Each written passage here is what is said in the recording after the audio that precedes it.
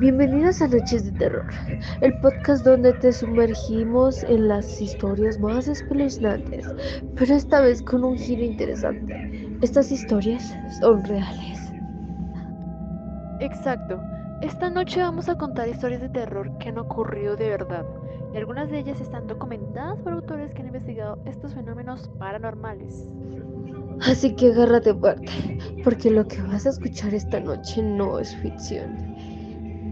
Y eso, Eliana, es lo que más me inquieta de estas historias. Vamos allá. Empecemos. Nuestra primera historia es el horror de Amityville High Anson. Elena, esta historia siempre me ha puesto los pelos de punta. Sucedió en 1974, en un lugar que muchos conocen solo como una casa, pero realmente es un portal a lo inimaginable. Estoy hablando del caso de Amityville. Esa casa maldita. Solo pensar en lo que ocurrió ahí me da escalofríos. La historia comienza en una familia aparentemente normal, los Lutz, quienes compraron una casa a precio de ganga. El lugar era grande, con vistas al río, una ganga, pero había algo más que una buena oferta. En esa casa, un año antes, en la misma propiedad, ocurrió una tragedia indescriptible. Ronald DeFeo había asesinado a sangre fría a sus padres y hermanos mientras dormía. Se decía que los voces de su cabeza le habían obligado a hacerlo. Ya empezamos mal. ¿Quién querría vivir en una casa con ese tipo de historia? Eso es lo que muchos pensaron, pero los Lutz no se dejaron intimidar. Pensaron que todo era cuentos, hasta que empezaron a notar que la casa misma parecía despertar. El primer día, cuando se mudaron, algo extraño pasó.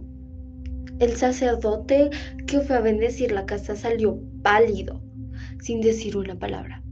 Solo les dijo que no entraran en una de las habitaciones y se fue, sin mirar atrás. ¡Qué miedo!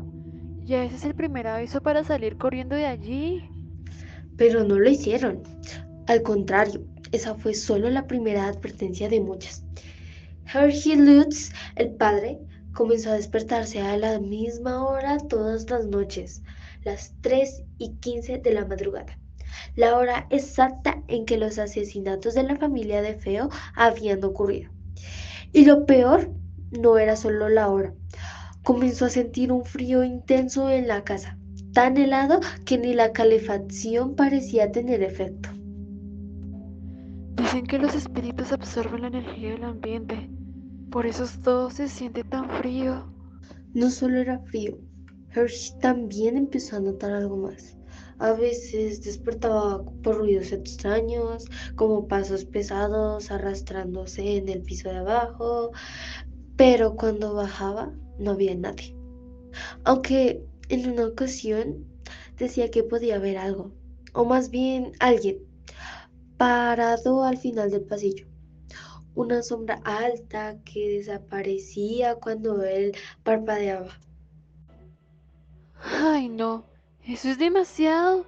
¿Y qué pasó con su esposa y los niños?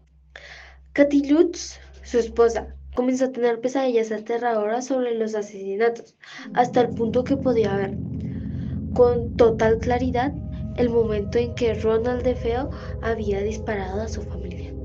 Sentía como si estuviera viviendo los asesinatos y luego aparecieron marcas inexplicables en su cuerpo, como si algo invisible la hubiera arañado o golpeado. Eso ya es demasiado. ¿Y los niños? ¿Sentían algo? Los niños también empezaron a notar cosas. Había una habitación, el cuarto en el que el sacerdote les advirtió que no usaran, donde siempre olía a putrefacción, aunque la casa estaba completamente limpia. Uno de los hijos pequeños empezó a hablar con un amigo imaginario, pero cuando le preguntaron cómo era, describió un cerdo enorme con ojos rojos brillantes. No, no, no. Eso no puede ser real. Pues así lo describieron.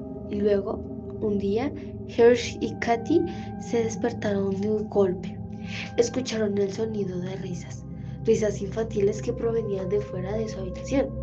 Se levantaron corriendo y, cuando bajaron las escaleras, vieron a sus hijos, pero no estaban jugando, estaban durmiendo profundamente.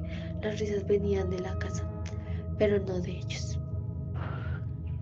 Ay, Dios mío. Esas cosas son las que me hacen querer mantener la luz encendida toda la noche. Y lo peor de todo fue una noche, la última que pasaron en la casa. Katy estaba en la cocina cuando de repente sintió una presión sobre su pecho, como si alguien invisible la estuviera empujando contra la pared. Hearst, mientras tanto, escuchaba un coro de voces, pero no voces humanas. Eran guturales, como si vinieran de lo más profundo del infierno. Esa noche, sin decir ni una palabra, tomaron a sus hijos, salieron corriendo de la casa y nunca más volvieron. ¿Pero qué fue lo que pasó ahí, Sara? ¿Qué era esa cosa que los atormentaba? Nadie lo sabe con certeza. Algunas teorías dicen que la casa estaba maldita por lo que Ronald de Feo hizo, que los espíritus de los asesinados aún vagaban por allí. Otras personas creen que era algo mucho más oscuro, que la casa misma tenía una energía demoníaca que alimentaba la violencia y la locura. Lo que es seguro es que la familia Lutzo huyó y hasta el día de hoy Amityville sigue siendo uno de los casos paranormales más famosos y escalofriantes del mundo. Vamos por nuestra segunda historia. El enigma de los poltergeists de Enfield, por Guy Lyon Playfair. Nuestra historia es una de las más famosas en el ámbito de lo paranormal. Ocurrió en el tranquilo suburbio de Enfield, Londres, en 1977. Este caso es tan inquietante que inspiró películas y libros. Fue investigado durante más de un año por Guy Lyon Playfair, un periodista y autor especializado en fenómenos inexplicables. Sí, el famoso caso de los poltergeists de Enfield. Ya siento un escalofrío. Todo comenzó con la familia Hudson. Eran una familia humilde, viviendo en una casa corriente, por lo que no ocurrió dentro de esas cuatro paredes, estaba lejos de ser normal. Janet, la hija de 11 años, fue la primera en notar algo extraño. Un día, mientras estaba en su habitación, los muebles comenzaron a moverse por sí solos. Las camas temblaban, los cajones se abrían sin ser tocados. Imagínate estar solo en tu cuarto y que los muebles se muevan. Ugh, ¡qué horror! Y eso fue solo el principio. La familia comenzó a escuchar golpes fuertes que resonaban en las paredes y techos a todas horas. Los vecinos también los oían. Fue entonces cuando decidieron llamar a la policía. Y aquí es donde todo se vuelve aún más perturbador. Los oficiales que llegaron al lugar vieron como sus propios ojos, como una silla, se movía varios metros, sin que nadie la tocara. Uy, no, si hasta la policía lo vio, eso ya es algo de otro mundo. Incluso uno de los oficiales, una mujer, declaró haber sentido una presencia helada detrás de ella cuando ocurrió el fenómeno. Tras ese incidente, los Hudson buscaron la ayuda de los investigadores paranormales Guy Lyon Playfair y Maurice Bruce. Ellos se mudaron temporalmente a la casa para observar los fenómenos, y lo que vieron desafió toda explicación. ¿Qué fue lo que pasó?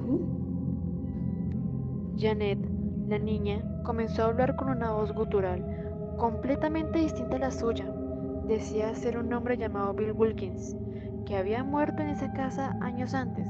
Los investigadores grabaron conversaciones completas en esta entidad. Lo aterrador es que Janet no tenía forma de saber quién era Bill Wilkins, pero lo describió con detalle, incluso cómo murió, datos que luego se confirmaron como ciertos. Eso es tan espeluznante. Una niña hablando como un hombre muerto. No puedo ni imaginarlo.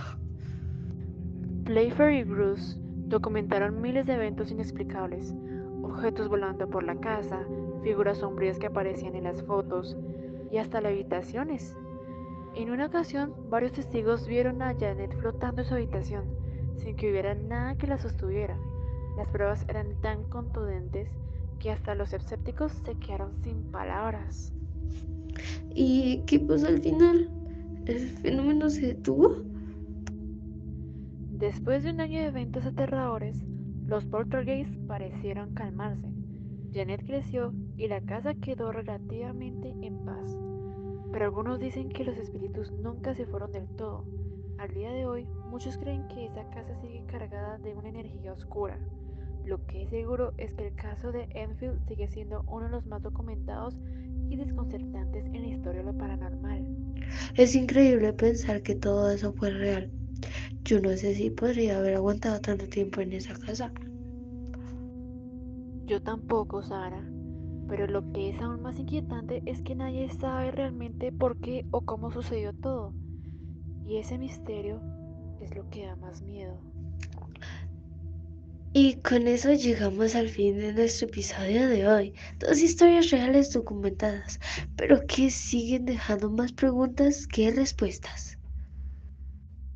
Y si algo de lo que hemos contado está más cerca de lo pensamos, no sé, pero después de hoy creo que voy a dejar la luz encendida esta noche. Tal vez sea una buena idea.